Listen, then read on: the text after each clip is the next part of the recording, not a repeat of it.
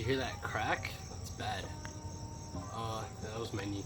Alright, so I'm gonna be doing this thing. I'm gonna start from like ground up tricks, basic tricks, and like a chain of tutorials to like where I'm probably gonna be in the future as I'm making these videos and training and getting better. So this tutorial is gonna be about roundhouse kick, hook kick, and a tornado kick. They're like simple, of course, but I guess you're gonna want to get them to be flashy and all for tricking. Of course, you have to warm up. Don't forget the wrists. Never forget them. See, what people do is they point their toes up, and there are also a few ways to do a roundhouse kick. I'll show you two. So low roundhouse kick doesn't look that flashy, but that's like from Taekwondo.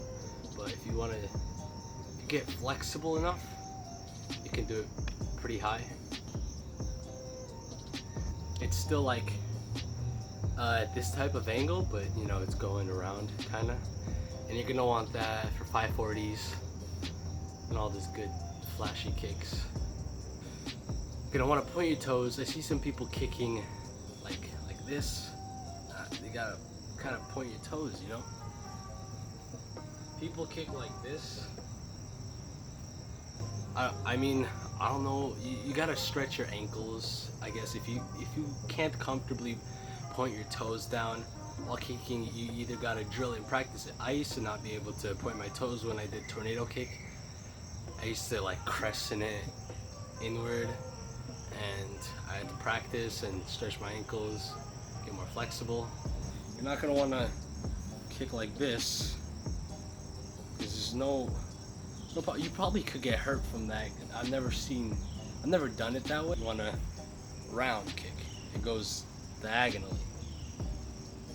Now for hook kick, you're gonna want, there's a lot of pivoting now. First, you're gonna want to actually figure out which side you're comfortable with turning. I would recommend learning both ways. Look. You're gonna look. Spot your target. And chamber. And kind of snap it out with pointed toes, of course. Like, I don't even know what that is. And you're looking at 1 o'clock. 1 o'clock from your target. Kick your leg out like this. Of course, with your heel facing, it's a plane. Kick it out, your heel facing the target, and use your hips. And kind of like whip it back. And you're gonna also wanna, if you want to, bend at the end to have more of a whipping motion. I don't know if it looks flashier, but to you, but to me, it does. It's my own style. Now for the tornado kick. Now it's turning, so you're gonna want to try doing. So once you get used to the roundhouse kick, of course, doesn't have to be high. You'll eventually get it high from training your flexibility and all. So it's turning, so you have to turn and kick. So kick, and then it's gonna come to where you're gonna jump a bit and turn and of course spot your target. You bring your knee up, your left knee up. If you're kicking to the left, you bring your left knee up. Of course, if you're kicking to the right, you bring your right knee up.